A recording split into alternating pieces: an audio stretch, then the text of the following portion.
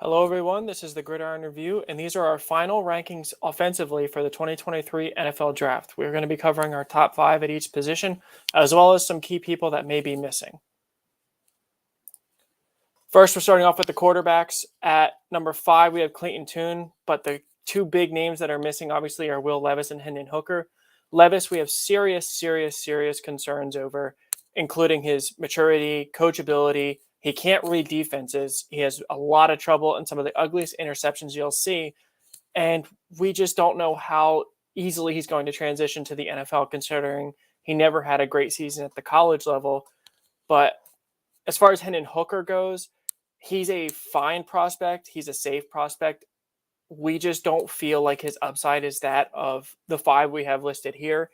He's getting some first-round buzz. Would much rather see him as a second-rounder that could compete to start once he's healthy. But he's nothing more than a game manager with a decent athleticism. But coming off a torn ACL, you have no idea how his athleticism is going to be. In our eyes, he's similar to Mitchell Trubisky or Teddy Bridgewater, 2 former first-rounders who haven't lived up to that draft slot. And, they're fine pros and they can handle starting duties when called upon, but they're not anything special. And we think Hooker is a great leader, which could matter to some teams more than his ability, but we just don't see his upside being over a guy like Clayton Tune, who we view as very similarly to Will Levis in skill set. Both are athletic, both have great arms. Tune is a little more athletic than Levis. Levis has a little bit better arm than Tune, but Clayton Tune's not going to cost you a first-round pick, and it doesn't seem that he has any issues, hello, Paul, with coachability, at least based on his interviews. At number 4, we have Dorian Thompson-Robinson, a player who might be the best leader in the whole class. As we've talked about repeatedly on this channel, he would do pitches to the running backs and run out in front of them to block. He's a great athlete. He's got a very strong arm, but he needs some technical development, especially on his lower body mechanics. We see him comparable to Jalen Hurts coming out of college. He probably won't be a second rounder like Hurts, but he should be. And we could see where his leadership ends up making him a starter in the league. At 3, we have Bryce Young. We see, and I see, some major red flags that nobody seems to want to address, including his problems with pressure up the middle. Look at the LSU game. Look at his other games where he didn't do that great. And the common factor is pressure up the middle. Not saying it's a height problem. It really doesn't feel like it. It's just he has no idea. Not no idea, but he gets rattled when there's pressure up the middle. And we think his arm is just okay. We don't think it's anything special. There's a reason he didn't throw at the combine. He's got decent anticipation and accuracy, but it's not elite in our eyes. He's an okay athlete. He can scramble really well, but he's not someone that's going to take off and run for 500 yards, in our opinion, like Kyler Murray or Jalen Hurts or Russell Wilson even. Now, he does have great leadership, so he's safe in that measure, and you're not going to worry about him. He can start sooner rather than later, but we really don't see why the Panthers would be taking him over C.J. Stroud. If you have Young over Anthony Richardson, we completely get it. Richardson is much more of a project. But speaking of Richardson, he's our second-ranked quarterback due to his insane upside. He probably has the best upside of any quarterback in history, just based on his athletic profile, his cannon for an arm, his coachability, his accountability. When you look at his interviews, he doesn't talk about how great he is, about how he has a cannon for an arm and the best one in the class, and how he's going top 10 no matter what. These are all Will Levis answers. He talks about everything he could have done better. He had an insane combine, and what was he talking about right after he ran a record-breaking 40 and jumped out of the building? He was talking about how he could have ran better, how he could have completed more passes, and these things are huge when you think about coachability. At number 1, we have C.J. Stroud, the biggest/best combination of floor and upside. We know he's been slandered by the media recently with false reports of S2 cognition tests that were reportedly fake by the creator of the test. So we're not sure why people are doubting that creator's statements. And also the Manning Passing Academy, where he was supposed to be there, reportedly committed, and he backed out last second. But then Ryan Clark, among others, came out and said that's not at all what the situation was. And this seems to be a commonality among Ohio State quarterbacks. Fields randomly had character questions the week before the draft that may have caused them to fall a little bit. If you have issue with Stroud's physical abilities, that's completely fine. If you have Young over him, if you have Richardson over him, that's completely fine.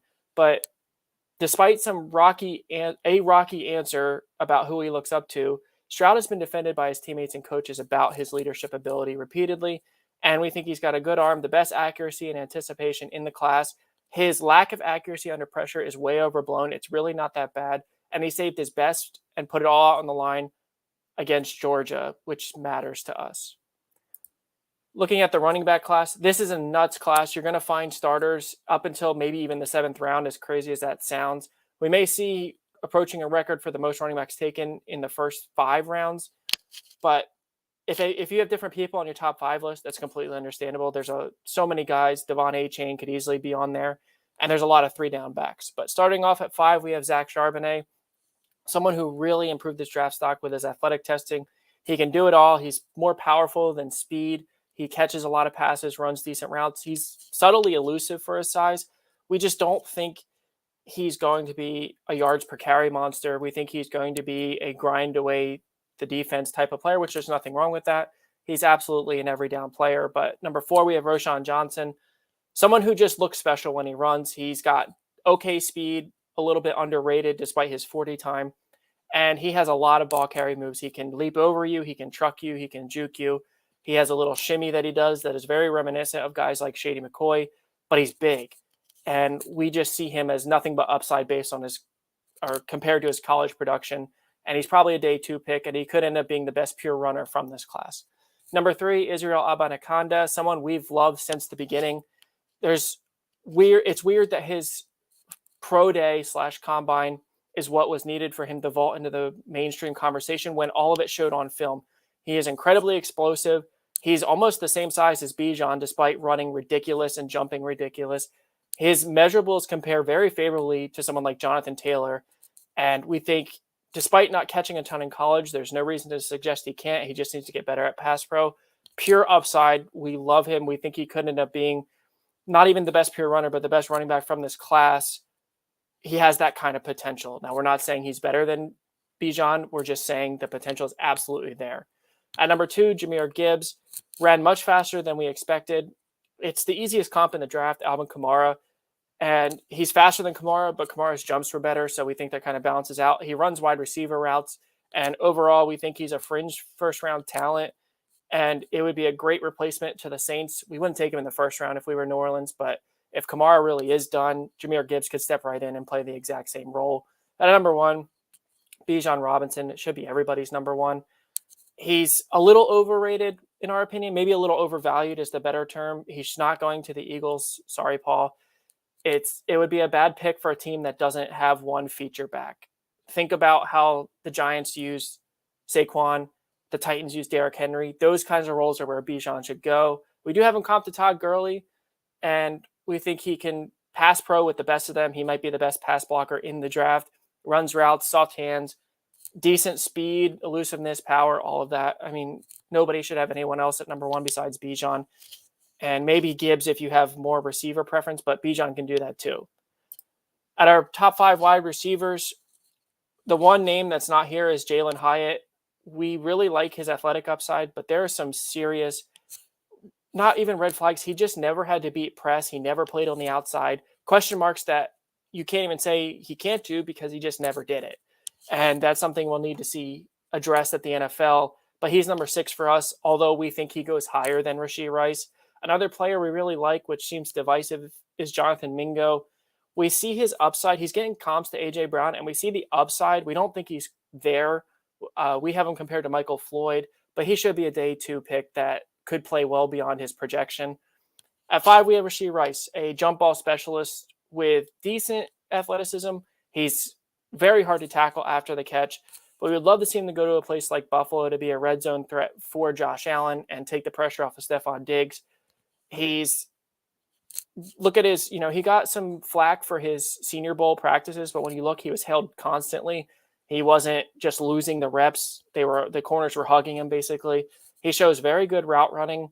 And the reason he's 5th and not higher is his athletic, specifically speed, could have him more as a Mike Williams at the NFL, where he's not going to beat people vertically unless he's going up over them. At number 4, we have Jordan Addison, a player who really saw his draft stock take a hit at the combine. He ran okay, but for someone that measured in at, I believe, 170-ish pounds, it was not impressive. His jumps weren't great. He went from a high upside route runner to maybe he's not even a number one. Although the complaints about this class are that there's not really many number ones, and we don't think Jordan Addison is. He could be a decent 1B in an offense. We haven't comped to Brandon Cooks, but Tyler Lockett is also a name that comes to mind. Very good pros, very good route runners that, especially Lockett, doesn't offer much after the catch. Neither does Addison. At number 3, we have Quentin Johnston. He was number 2 for a long time, but his draft stock, again, taking a hit. He ran a lot slower than we expected. He does play faster on film, but this could be something that creeps up. He's a big receiver, 6'4", but he plays like a little receiver, which is another red flag. There's pros and cons to this. He's very good after the catch. He's hard to tackle, but he doesn't win jump balls like you would want from his size. He doesn't play contested very well, and we think he's got a lot more development than you want from a first-round receiver. And if you were to come back and tell us in 5 years that he ended up being just okay, or he was even somewhat of a bust, we wouldn't be surprised. We still like him. We think he's got a lot of upside, maybe the most upside of any of the receivers, but his floor is much lower as well. Number 2, Jackson Smith-Njigba. We can't have him number 1 because he's got a very specific defined role that he's not going to really be able to play out of, in our opinion. He's going to be a number 1 from the slot, similar to like Cooper Kupp. He has limited athleticism, straight line speed to beat press, and we think his route running is overhyped, but he does have great hands, and he's very strong playing through contact in the slot. Again, on the outside, we don't think he has the athleticism to succeed, but as his testing shows, he has short area quickness where he should uncover underneath and be a quarterback's best friend like Cooper Kupp is in LA. We think Kupp is better. For the record, this isn't a comp. Our comp for him is a better Juju Smith-Schuster or a very similar Juju Smith-Schuster. And we think someone like Green Bay, who has vertical threats already, like Christian Watson, would fit perfectly with JSN. Will they actually draft a receiver? We don't know. The number 1, and one that we've had since January, is Zay Flowers. He's so much on a different level, in our opinion, than anyone else in this class. He's an amazing route runner. He plays much stronger than even Quentin Johnston, despite the major disparity in size. He has great hands. He tracks the ball really well. He is eerily reminiscent of Antonio Brown, and we don't make that comp lightly. It is not for off-the-field stuff. As far as his personality goes, Zay Flowers honored his commitment to Boston College despite being able to transfer out, and that shows his character. He's one of many siblings. He seems like very family-oriented. His interviews at the Combine were amazing. So we don't worry about the off-the-field stuff. But Zay Flowers has a chance, in our opinion, the only wide receiver to be truly, truly special. We expect him to go first off the board. If anyone else, it's probably Quentin Johnston based on his size. We think Jackson Smith-Njigba, like we said, is going to a very specific role. But Zay Flowers, again, our wide receiver 1, and it's not particularly close in our opinion. Moving on to the tight ends. Again, a lot has been talking about this being a historic tight end class. While we don't think it's as strong throughout like all 7 rounds, it is very good. And just a quick mention of our sleepers, Brenton Strange and Blake Whiteheart, both guys we could have 5. Blake Whiteheart especially is a deep sleeper for us, but someone we really love his athletic upside. His highlight tape, while small, shows great jumping ability like he did at the Combine. And someone that if he had a George Kittle-like experience where he went on day 3 and ended up starting sooner rather than later, we would completely believe it. Brenton Strange is an amazing run blocker, very strong, but not without his athleticism. We think he's similar to Dalton Schultz. At number 5, we have Cameron Latu. Bryce Young, for whatever reason, just didn't like targeting him, even though he was open as a check down many times. It was kind of weird. So we feel like Latu has a decent route runner. He's a nice combination of blocking and athleticism. We have him similar to Hayden Hurst in a way, but the top 4 is where it really gets special. Before we get into that, Luke Musgrave is someone that's getting a lot of hype. We don't see it, even if you don't want to count the injury. It's just he's athletic, but he's not special route runner. He's not a good blocker. Someone that we haven't loved at all during the draft process, and we're quite low on him. But in the top 4, we have Michael Mayer at 4. Now, he may be the safest. He's going to be a check down option who's a decent blocker and knows how to muscle out defenders in the red zone. We haven't comped to Jason Witten.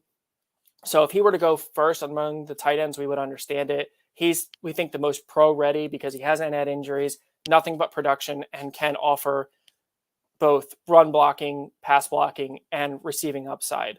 We think Cincinnati screams Michael Mayer, but otherwise he could fit in almost anywhere. At number 3, we have the unicorn Darnell Washington. He's going to be an elite blocker. Everyone knows this. His sled rep at the combine is going to be stuff of legend. They're going to play that every single year. However, his receiving ability at this moment is underrated. You just have to look at his combine drills. He ran a really good gauntlet, ran straight, wasn't disoriented. He's got oven mitts for hands. He had a great jumping one-handed catch. And do we expect him to get 60 passes right away? Absolutely not. But if you were to say he approaches 10 touchdowns as a rookie on something stupid low, like 30 catches, it's not insane. We aren't projecting that, but we could see Darnell Washington being a very elite tight end. I mean, his upside is Rob Gronkowski. There's really not a good comp in the modern NFL. The Mercedes Lewis comp doesn't do his receiving upside justice. And the closest we could probably find is Jelani Woods, but he's far more developed than Woods was coming out of college. He's not awkward. He's a very smooth athlete. At number 2, we have Sam Laporta. He was our number 1 for a while, but ultimately he's so scheme dependent that we feel like he can't be number 1. He's the best route runner of any tight end in the class. And again, it's one of those things that's not really close. He runs good routes for a wide receiver. He double moves, suddenness. It's uncanny. And he has great hands. He rarely drops passes. He doesn't block. He's a willing blocker, but his form is not great. And we think he plays more like a big slot that can be moved around. He played wide receiver. He played X at Iowa. He played all over the place. They transitioned him from inline more to outside playing big wide receiver, which is where we see his role at the NFL. And then number 1 is Dalton Kincaid from Utah. The best combination of athleticism, blocking, not counting Darnell Washington, who needs more development. Kincaid is day 1 ready, despite his back injury. That's something that certainly he got cleared, but that's going to be something teams have to decide if they're willing to take a risk on. But we really like him. We compared him to Greg Olsen. Somebody compared him to Travis Kelce. I forget who it was. We don't know that his upside is that good. I mean, you're talking about the best tight end in recent memory. Him and Gronkowski are going to go down as top 5 all time. I don't think Kincaid necessarily has that kind of upside, but Greg Olsen is a Hall of Famer in our opinion. Wait, maybe he was already elected, but he's going to go in. He should compete right away. Tight ends usually have a learning curve, but Kincaid has a ton of production at the college level. He's got a lot of experience. And again, someone like Green Bay who needs just receiving threats, they could go after Kincaid, but maybe they'll probably just draft defense because Green Bay. However, if you want Jordan Love to succeed, it's got to start with pass catchers. They don't have enough. Moving on to the offensive line, I was not the one in the Gridiron Review that scouted them, but I've heard the weigh-in from Jack, so we're just going to run up the list real quick. Tackles, Blake Freeland, Darnell Wright, Paris Johnson, Broderick Jones, and Anton Harrison. Freeland is the only one we don't have projected in the first round. This is a very good offensive tackle class. Paris Johnson Jr., despite being ranked 3rd, we have going 1st in our mock as far as all the offensive tackles go to Oakland or Vegas. But Broderick Jones, Anton Harrison, Jack is really high on them. He knows Harrison is not what the status quo is, but he insists that he will be the best of them. And we love a fit to like Philly where he doesn't have to start right away. He can be flexible. And for the record, we know Pete Skoronski isn't on here. That's because we have Skoronski as an interior offensive lineman. It seems like people aren't quite sure where he's going to play at the NFL level, but we feel like he's best suited to be a very good guard. I'm not familiar with the interior offensive line that much, but Weifler, Avila at 5 and 4. Andrew Voorhees had an amazing combine as far as his bench goes on a torn ACL. And if he had not torn his ACL, he'd be 2nd here. Now he's going to be a steal as long as he recovers properly for whatever team that drafts him on probably the 3rd round. It's hard to tell. At number 3, John Michael Schmitz. Number 2, again, Pete Skoronski. At number 1, Tipman, the center. This is a great center class, according to Jack. So we appreciate anyone that's watching this live and anyone that watches this in the future. And we hope you're as excited for the NFL draft as we are. And we hope everyone has a good day. Thanks.